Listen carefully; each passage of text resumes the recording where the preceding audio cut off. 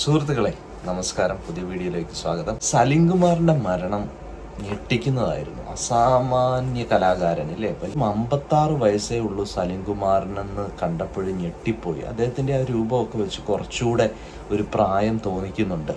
അപ്പോൾ ഈ മൺമറഞ്ഞു പോയ കലാകാരന്മാർ ജീവിതത്തിൽ മദ്യപാനത്തിന് അടിമയായിട്ടും പുകവലിക്ക് അടിമയായിട്ടും ഒക്കെ നേരത്തെ ഈ ലോകത്തോട് വിട പറയേണ്ടി വരുമ്പോൾ അവരുടെ കുടുംബത്തിനും മലയാള സിനിമയ്ക്കും ഉണ്ടാകുന്ന ഒരു നഷ്ടം ആണ് ഇന്നത്തെ വീഡിയോയിൽ ചർച്ച ചെയ്യുന്നത്. നമ്മുടെ ഈ പഴയ താരങ്ങളിൽ നമുക്ക് ഈ ശരീരം സംരക്ഷിക്കുന്ന കാര്യത്തിൽ മാതൃകയാക്കി എടുക്കേണ്ടത് ശ്രീ ഇന്നസെൻ്റ് ആണ്.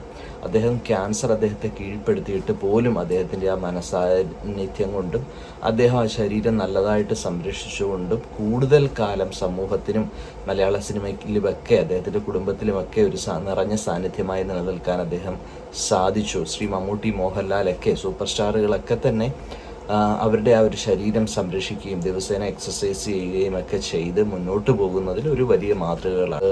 ശ്രീ ശ്രീനിവാസൻ, ശ്രീ സലിംകുമാർ, കലാഭവൻ മണി, ഇതുപോലെ വളരെയധികം കഴിവുള്ള വ്യക്തികൾ ചില ദുശീലങ്ങൾ കാരണം അവർക്ക് നേരത്തെ അസ്തമിക്കേണ്ടി വന്നു എന്നുള്ളതൊരു വേദനാജനകമാണെങ്കിലും അവർ മലയാള സിനിമയ്ക്ക് നൽകിയ കയ്യൊപ്പുകൾ ഒരിക്കലും മായാതെ നിലനിൽക്കും. അതിനോടൊപ്പം ഞാൻ ശ്രീ നരേന്ദ്രപ്രസാദിനെ പോലെ കൂടി ആഡ് ചെയ്യുകയാണ്. ഞങ്ങളുടെ നാട്ടുകാരൻ കൂടിയാണ്.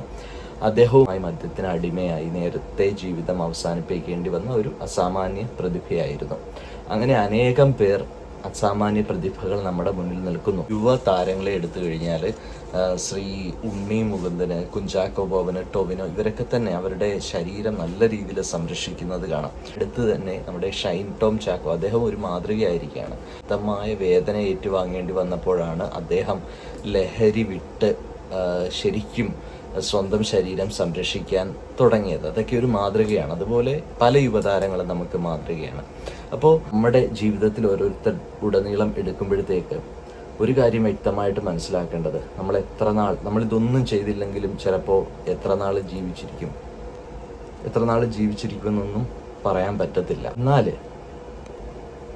ഉള്ള ജീവിതം കഴിവതും ആരോഗ്യത്തോടെ സന്തോഷത്തോടെ മുന്നോട്ട് പോകുവാൻ ദിവസേനയുള്ള എക്സസൈസുകൾ, ദിവസേനയുള്ള നടത്തമാവട്ടെ, വ്യായാമങ്ങളാവട്ടെ, ആത്മീയമായിട്ടുള്ള യോഗ, മെഡിറ്റേഷൻ, അതുപോലുള്ള കാര്യങ്ങളൊക്കെ നമ്മുടെ ജീവിതത്തിൽ ഭയങ്കരമായിട്ടുള്ള പ്രയോജനം ചെയ്യും. ഇതൊക്കെ തുടങ്ങാൻ അല്പം മടിയായിരിക്കും, എങ്കിലും തുടങ്ങി വെക്കുക. അത് ജീവിതത്തിൻ്റെ പല്ല് തേക്കുന്നത് പോലെ ജീവിതത്തിൻ്റെ ശീലമാക്കുക. ഒരു വലിയ കഴിവുള്ള ഒരു കലാകാരൻ എത്രത്തോളം ഈ സമൂഹത്തിനും നാടിനുമൊക്കെ പിന്നെ സിനിമയ്ക്കുമൊക്കെ പ്രയോജനപ്പെടും.